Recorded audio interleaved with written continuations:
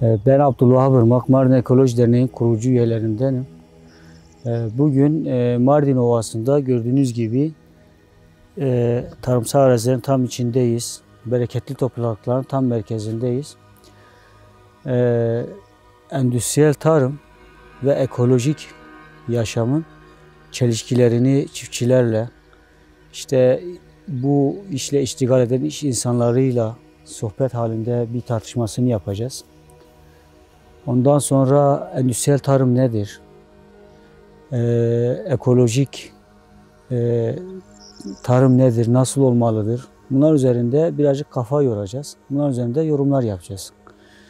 Şimdi endüstriyel tarımı biz kaba anlamda şöyle diyebiliriz. Çok basit. Endüstriye yani fabrikaya giden ürünün üretilmesi endüstriyel tarımdır.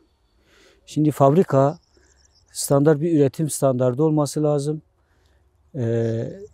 Bu onların sistemlerinin sürekli aktif olması lazım, çalışması lazım. Bunun çalışması için de belli bir alanın sürekli aynı standartta ürün elde edilmesi lazım. Burada endüstriyel tarım ortaya giriyor. Hibrit tohum şeye çıkıyor. Kimyasal gübreler devreye giriyor. Ondan sonra pestisitler ve inseksit dediğimiz hayvan ve yabancı ot zararlarla yani endüstriyel tarımın ifadesiyle zararlı. Halbuki onlar da bizim birer doğada yani milyonlarca yıldır süre gelmiş ve kendilerini var edebilmiş canlıları biz zararlı olarak görüyoruz.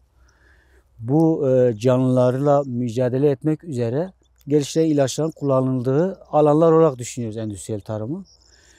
Şimdi endüstriyel tarımda tamamen kar marjı göz önündedir. Daha fazla kazanma, daha fazla üretme ve ilgili fabrikalara daha fazla ürün taşımadır.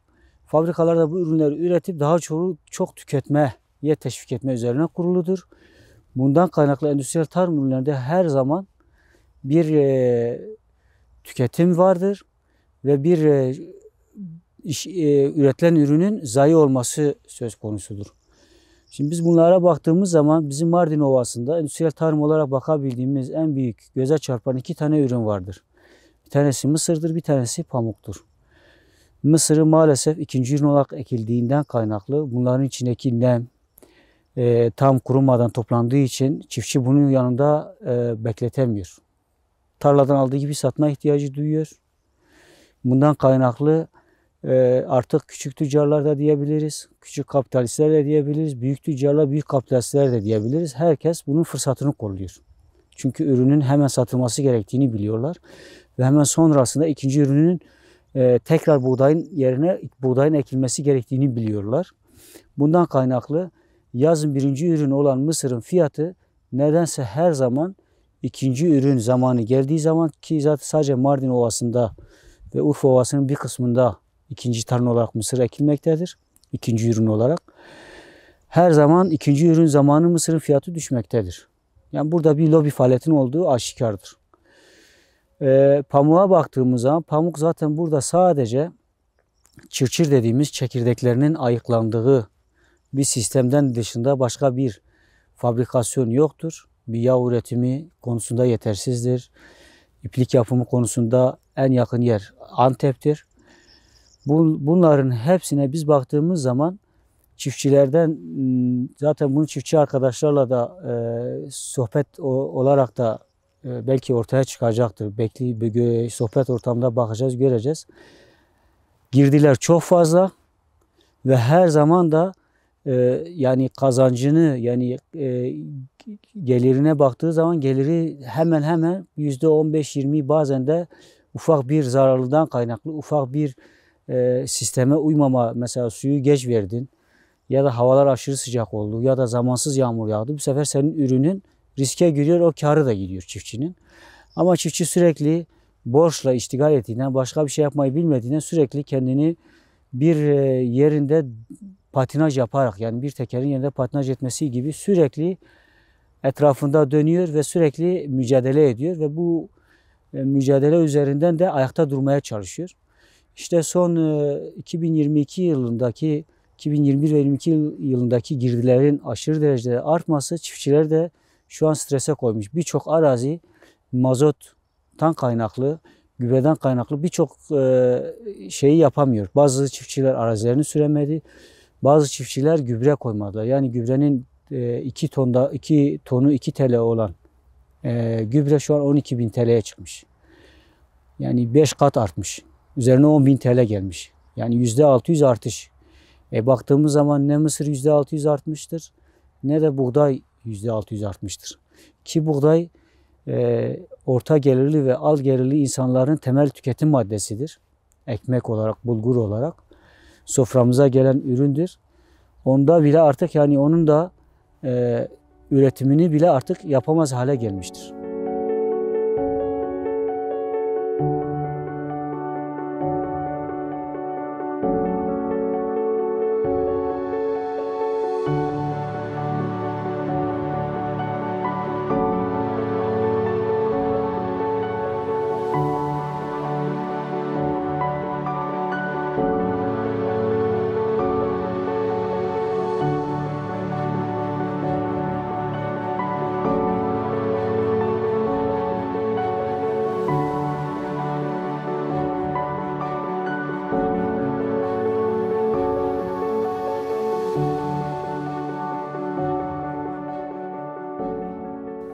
Ziraat mühendisi Barış Erdem ben. Evet, Derik'te zira ilaç bayılım var. Sektördeyiz, çalışıyoruz. evet. Bizim bölgede buğday, pamuk, mısır yetiştiriciliği yapıyoruz. Bu konularla ilgileniyorsun Aynen. daha çok. Evet, Aynen. Buğdayda çiftçilerimiz zaten yetiştirmeye çalışıyoruz yani girdiler zaten fiyat artışı olmuş. Eskiye dönük konuşursak mesela ekoloji bakımdan konuşursak evet. artık buğdaylarda, tarlalarda, çevremizde artık yani nasıl diyeyim yabancı otlar azalmış diyebiliriz. Evet, aslında Bu da neyden kaynaklanıyor? Zehir ilaçtan kaynaklanıyor ki mecburen kullanıyoruz. evet. Kullanıyoruz çünkü güzel ürün yetiştirelim diye. Daha fazla ürün ve aynı standart. Aynen. Buradaki mısırla pamuk.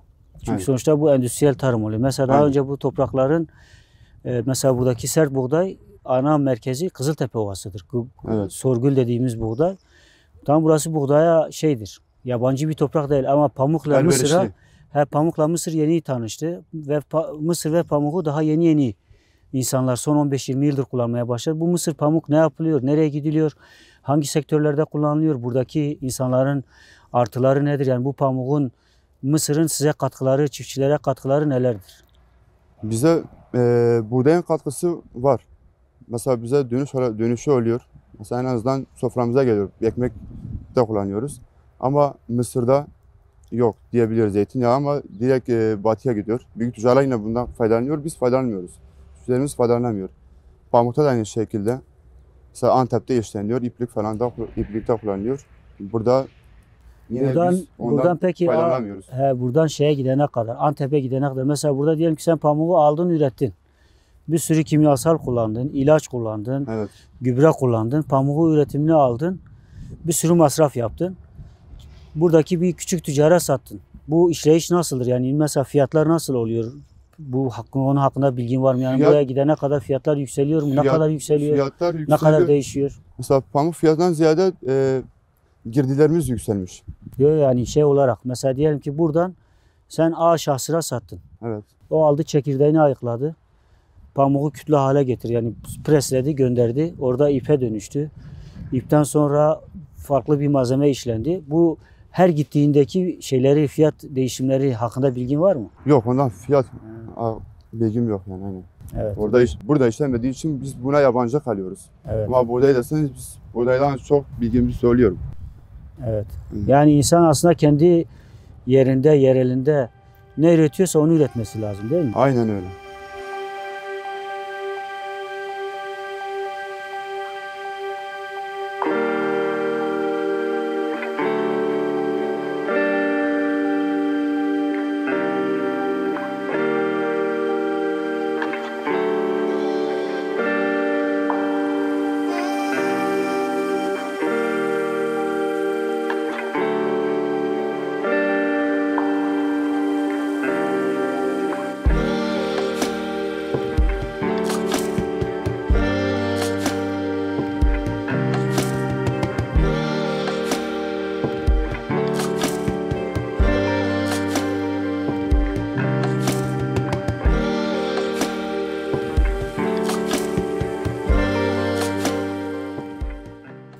Mesela endüstriyel tarımın en büyük şeyleri su tüketimidir, enerji tüketimidir. Mesela bu gördüğünüz burada görünenler spring.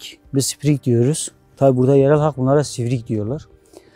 Bunlardan önce salma sulama vardı. Vahşi sulama dediğimiz bir salma sulama vardı ve hepsi buharlaşıyordu. Bu tabi sprinkler sulama daha çok yağmura benzetilerek yapılan sulamadır. Bunun daha moderni damla sulama, damlama sulama var. Damlama sulama tabi suyun buharlaşma şeyi çok daha az. Ondan kaynaklı bu teknolojilerin yani en üst safhada zaten gerekli krediler, destekler de yapılıyor da çiftçi, her çiftçinin bunu alacak, bunu kendi tarlasına adapte edecek şeyi yok. Hem ekonomik gücü yok, kredi bile olsa.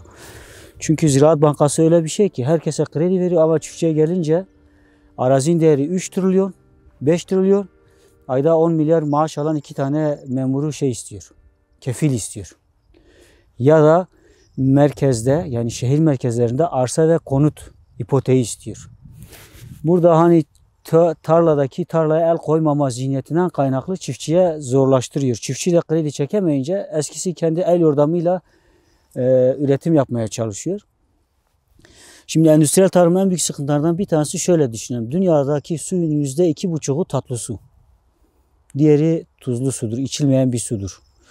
Şimdi bu kadar az suyun olduğu bir ortamda yani bütün canlılar, insanlar tatlı suya ihtiyacı duyuyorlar. Mesela bitkiler tatlı suyla besleniyor. Karasal yaşamda yaşayan hayvanlar tatlı su ihtiyacı var. Ve bu dünyada %2,5. Bu %2,5'un da büyük çoğunluğu %70-80'i kutuplarda buz olarak duruyor. Bu buzlar da milyon yıllık buzlardır. Bu buzlar duruyor. Geri kalan da işte yeraltı suları, nehirler ve göllerdir. Yani su fakiri bir gezegeniz aslında. Yani dünyanın tamam 3'ü sudur ama bizim ihtiyacımız karşılayan su %2,5'tur. Şimdi böyle olduğu zaman endüstriyel tarımı biz kalkıp sadece tarımsal şey yapmak için, üretim yapmak için, daha çok ekmek için, daha çok yağmur ormanını palmiye, yağ ihtiyacımı karşılamak için palmiye tarlalarına çevirmek ya da hayvansal üretimin yem ihtiyacını karşılamak için soyaya peşkeş çekmek, öyle diyelim, peşkeş diyelim, peşkeş çekmek aslında insancıl değildir. Şimdi yapılan araştırmalarda yanılmıyorsam 2005 ya da 2004 yıllarında Birleşmiş Milletler küçük çiftçi yılı ilan etti. Niye ilan etti? Endüstriyel tarım %70'lerde bir üretim yaparken yani dünyanın %70 ekilebilir arazileri endüstriyel tarımın elinde.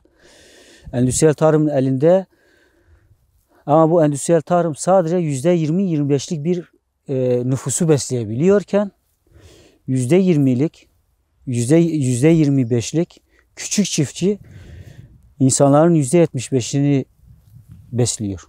Orantıya baktığımız zaman asıl kurtuluşun küçük çiftçilikte olduğu, küçük çiftçilikte hayat ve bereket olduğunu görüyoruz. Mesela biz köy, kırsal alan olarak düşünelim. Şimdi benim bir tane köyde 2 tane koyuna, 10 tane, 20 tane koyuna bakabilirim. 2 tane ineğe bakabilirim ama 10 tane inek olduğu zaman ben artık kendi sosyal hayatımdan feragat vermek zorunda kalırım. Ya da bir çalışan yetiştirmem lazım ya da eşim ve çocuklarımla dönüşümlü çalışmam lazım ki üretim yapayım. Üretim yapınca mesela 10 tane ineğim olunca bu 10 tane ineği beslemek için de ciddi bütçe lazım. Ciddi yıpranma lazım.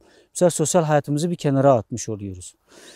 Ama küçük çiftçi olsak misalen bir köyde diyelim ki 100 tane hane var. Her bir hanede 2 tane 3 tane inek olursa bu onların kontrolünde olan bir şeydir. Ya da diyelim ki herkes kendi bahçesinde 1000 metrekare diyelim ki buralar hepsi sulu tarım arazileri. Kuyu başlarında bir dönüm 500 metrekare ya da 2000 metrekare sebze ihtiyaçlarını karşılayacak şekilde üretim yaptıklarında bu sefer kendi ihtiyaçlarını direkt karşılayabilecekler.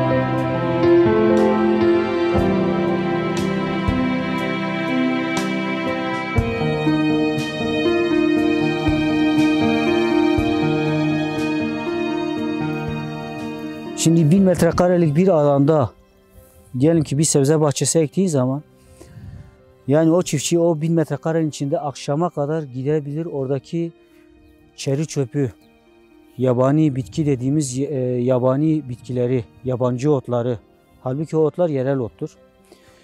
İçindeki pörtü böceği tek tek ayıklayabilecek bir kontrol mekanizmasına sahip olacakken sen bunu 100 dönüm, 50 dönüm, 20 dönüm, 500 dönüm, 1000 dönüme yaptığın zaman mecburen burada pestisit kullanman lazım, kimyasal kullanman lazım. Bu kimyasal da biz ne yiyorsak oyuz dediğimiz şeye geliyoruz.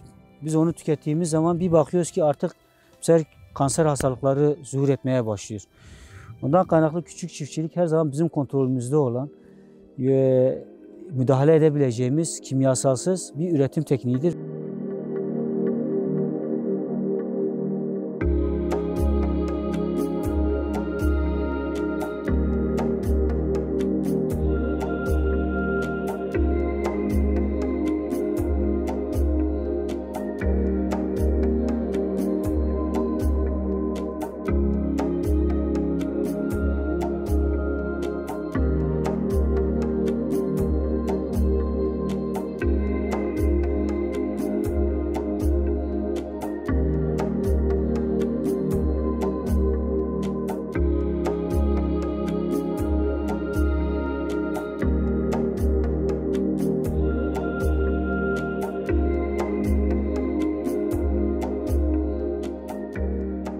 Şimdi işte bu gördüklerimiz de spring dediğimiz sistemlerdir.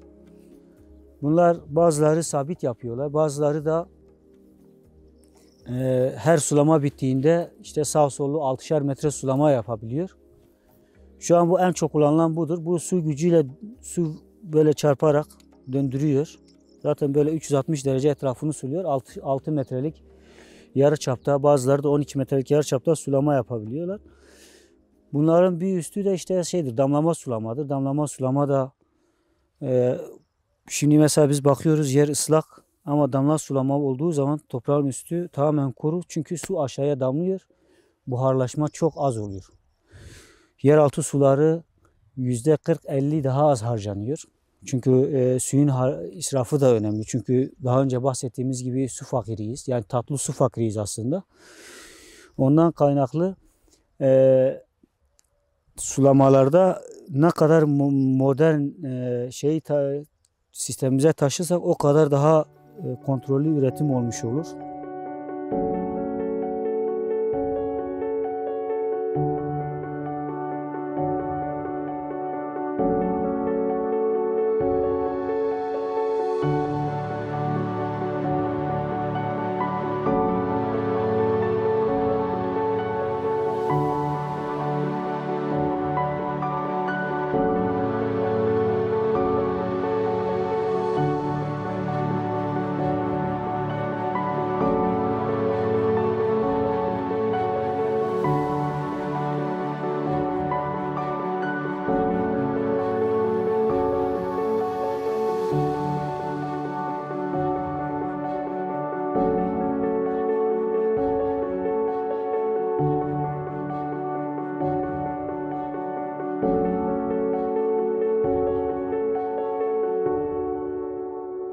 Bakın mesela hemen mısırın üzerine buğday ekmiş.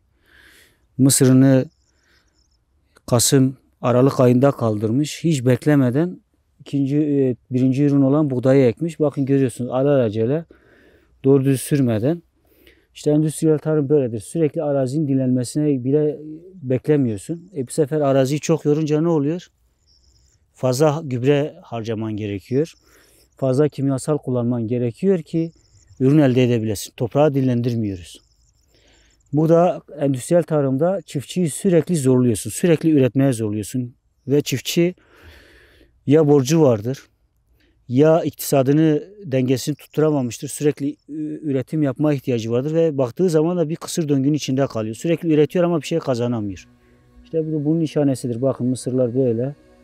Ve pamuk da içinde buğday çıkmış. Buğdaylar diz boyuna gelmiş ama hala mısırlar daha çürümemiş. Sürülmemiş. Sürecek zaman yok. Toprağa dinlenecek zaman kalmıyor.